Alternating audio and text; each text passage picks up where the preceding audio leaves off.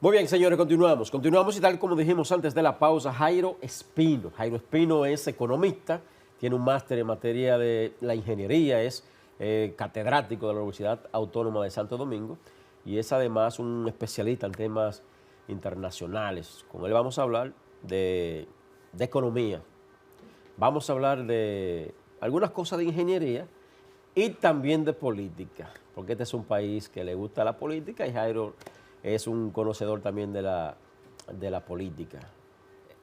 En el proceso pasado jugó un papel estelar para allá, para el sur profundo.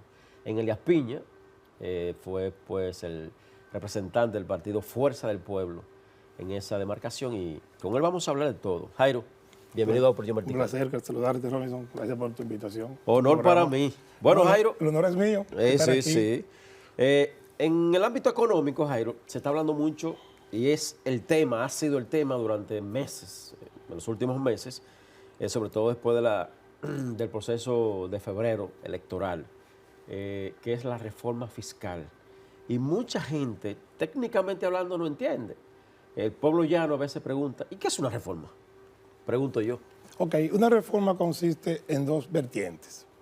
Tiene que ser una reforma fiscal si el gobierno de turno o la gestión necesita más dinero para suplir sus gastos en el gobierno, sus gastos corrientes. Correcto. Si las recaudaciones son muy débiles o son bajas, entonces el gobierno tiene que ir a tomar préstamos. Que en esta gestión, todos sabemos, el alto nivel de préstamos que ha tomado, ¿verdad? Unos 34 mil millones de dólares aproximadamente a la banca internacional, y eso ha provocado un ruido constante en la población, porque tanto préstamo se debe a que el Estado Dominicano, el gobierno, sus recaudaciones no han sido capaces, no han sido efectivas, como dice en economía, para poder suplir sus gastos y de inversión, gasto corriente. Correcto. Entonces una reforma en dos vertientes, primero en la reforma fiscal, pero también tiene que ir en una reforma de la presión monetaria, o sea, una política monetaria que sea eficiente y eficaz. Pero cuando se habla de reforma, ¿se habla de cargar al pueblo?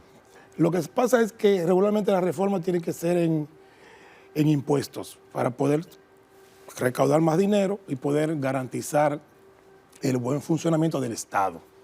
Todos sabemos que el Estado no es el gobierno, ¿verdad? El Estado son los tres poderes, poder judicial, poder legislativo y poder ejecutivo.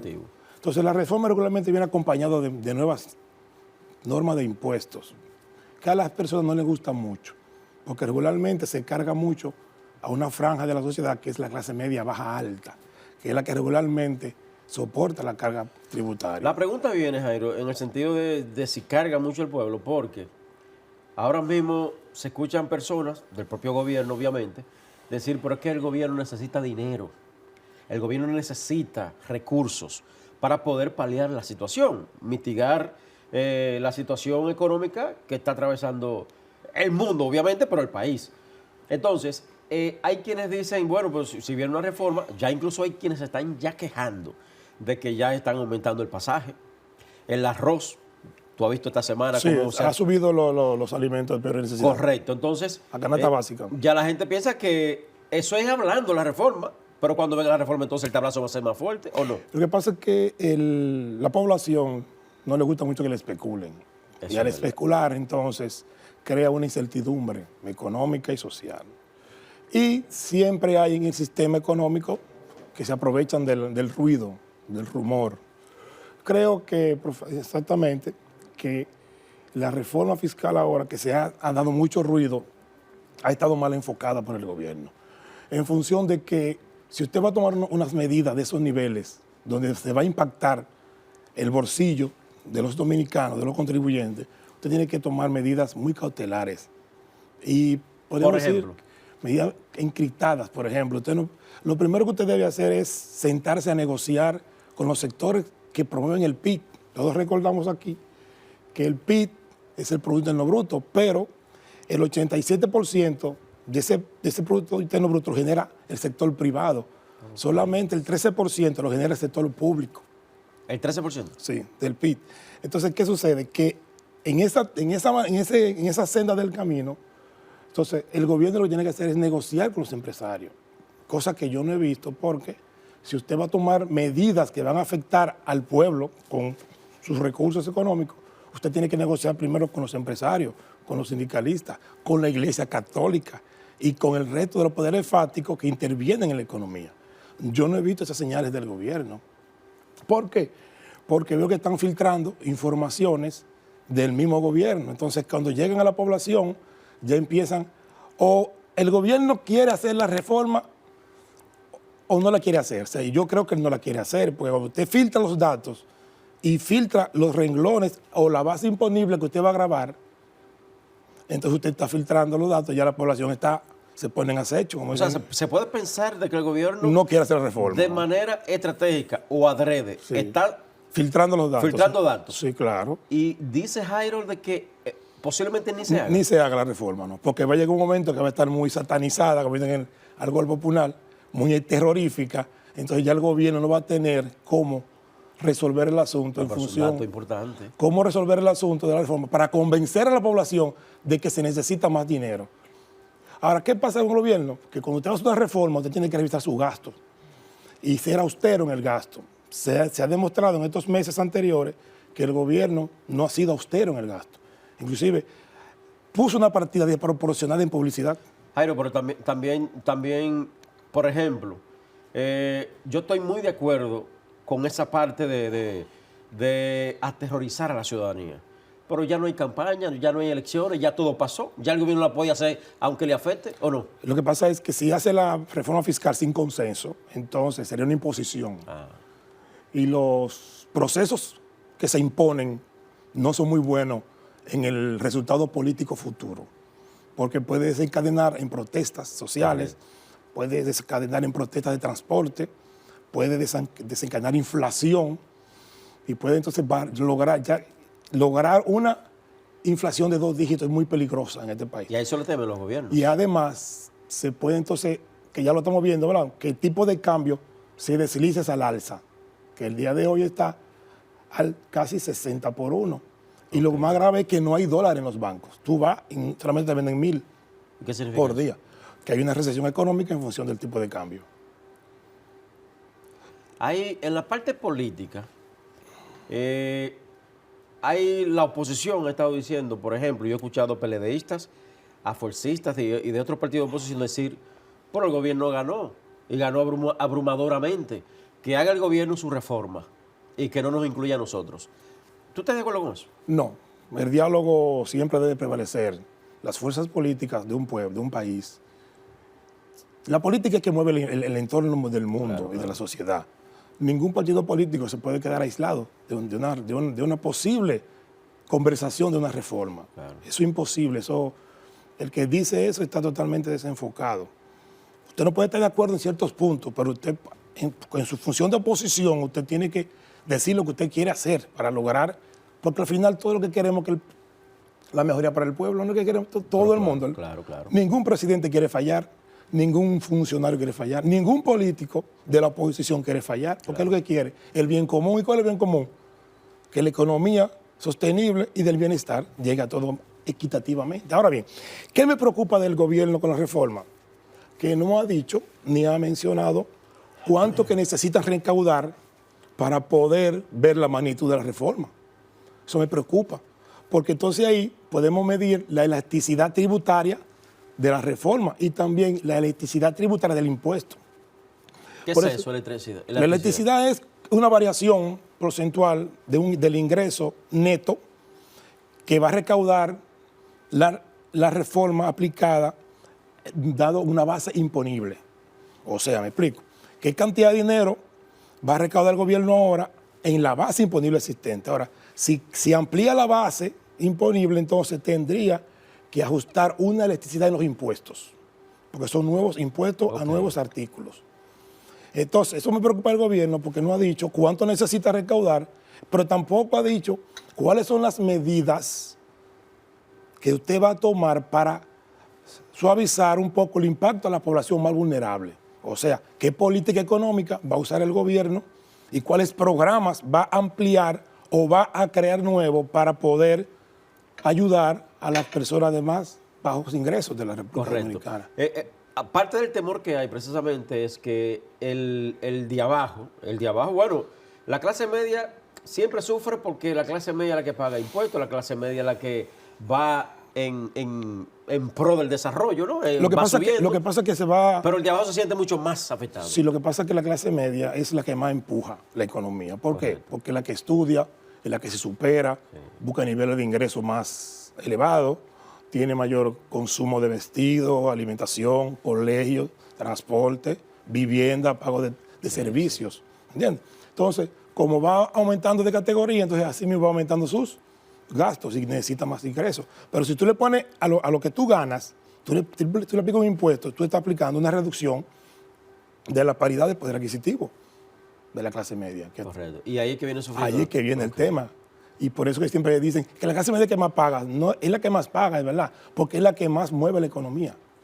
Las personas vulnerables, de bajos niveles económicos y sociales, el Estado tiene que subsidiarlo. Por ejemplo, con el bono gas, bono eléctrico, la tarjeta de solidaridad, programa de escolares, bono por aquí, bono por allá. ¿Por qué? Porque tiene subsidiar el metro, el transporte, la onza, necesita mantener que esa franja, esos niveles bajos, los temas sociales vulnerables, estén controlados. A propósito de eso, ¿los temas sociales se manejan como amerita? Ahora, actualmente. No, yo digo en sentido macro, en sentido general. Los gobiernos manejan eso bien. Eso va a depender de cada gobierno y cómo ejerza y planifique su política económica. Ok, porque por aquello de que cada gobierno llega con su librito. Lo que pasa es que regularmente en el país, históricamente, no se le da continuidad al Estado. Y cada presidente, cada partido de oposición que gana las elecciones, entonces quiere imponer cosas. Entonces hay programas muy buenos que se dañan. Por ejemplo, para mí el más fenomenal es el 911, pero actualmente la gente siente que ya no es eficiente. ¿Cuál es? El 911. Ah, el 911. O sea, antes la gente sentía que era eficiente, ¿verdad? Sí. Y que era un gran programa de ayuda social. Claro. Ahora uno siente como que no existe, ¿verdad? Hay mucha queja en ese sentido. Porque ya quizás la metodología o el pensamiento cambió en función de... ¿El cambio? Bueno. Ellos cambiaron la forma de pensar ahí. Bueno, el problema es que a veces entre discursos, fraude y política engañosa, la población cae sin pensar en función de que el otro puede ser mejor. Pero a veces no. Se ha dado, por ejemplo, tú tomas todos los Twitter, de 2012 para acá hasta el 2020, de la oposición de ese momento, podemos hacer un libro de 20.000 páginas. ¿En qué sentido? O atacando a todas las medidas tomadas por los gobiernos del PLD. La gente de la oposición, de lo que son hoy gobierno cuando eran oposición. Claro que sí. Tú tomas todos los Twitter de ellos y todos los escritos y hacemos un libro de 1 millón de páginas. Pero si tú ves todo lo que ellos criticaban, lo están haciendo igual o peor que ahora, que antes. Se encontraron con la realidad de que no es verdad lo que ellos decían. Sí, bueno, yo creo que lo que le pasó a este gobierno fue que no preparó a sus dirigentes para ser técnicos del gobierno moderno que ellos encontraron. Ajá. Sí. ¿En qué sentido? En que no tienen conocimiento de informática, conocimiento de nuevo software, de planificación estratégica, que por cierto, de comercio inteligente, política inteligente. Salió una información, a ver, el viernes, ayer viernes, salió la información de que el Poder Ejecutivo, a través de la consultoría jurídica del doctor Antoliano Peralta, va a instruir a los funcionarios a manejos de temas internacionales. ¿Por ahí tú vas? Sí, lo que pasa es que ninguna economía doméstica, en función del país, puede estar aislada y desconectada de lo que está pasando en el entorno internacional. Correcto. Entonces, para tomar medidas prudentes y hacer modelos económicos que sean confiables y sopesarlo, ¿verdad?, estadísticamente, tiene que tener conocimiento de la geopolítica mundial. Muy de acuerdo. Entonces, ¿qué pasa? Parece que los políticos de nivel del gobierno no tienen esa condición, como que le falta un poco de lo que llamamos la vaina, y ahora la inteligencia artificial, que tiene que ver con todo el organigrama mundial y un nuevo replanteamiento. Correcto. Entonces, perdón, una de las propuestas que me preguntaste, pero se me olvidó, una de las propuestas que nosotros como académicos de la UAS estamos proponiendo es que, como sabemos todos que hay una gran población de las pymes y de los nuevos negocios y de negocios viejos que son evasores de impuestos y que no están en el sistema tributario, lo correcto sería que el gobierno dominicano tome esta sugerencia, que sea para que aplique el monotributo. ¿Qué es eso? El monotributo es un proceso de tributación donde las pymes, otra cosa, que las pymes se inscriban en el sistema tributario dominicano y sea como un pago único a la renta, que incluye el pago de la renta, la TCS y las pensiones. Okay. Entonces, un pago único mínimo en función de lo que venda o produce la pyme, cada pyme. Así se abarca una gran brecha, ¿verdad? Se reduce, se amplía la brecha del contribuyente y se reduce la brecha de los evasores de impuestos o de los que no pagan. Ese modelo de contribución o de aporte al fisco está en Argentina, está en Uruguay y está en Bolivia.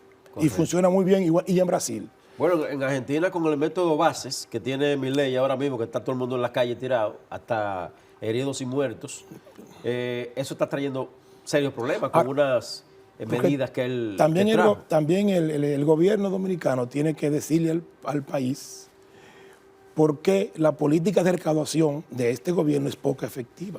¿Poco efectiva? Sí, porque hay que ver también cuál es la efectividad de la recaudación en función del costo.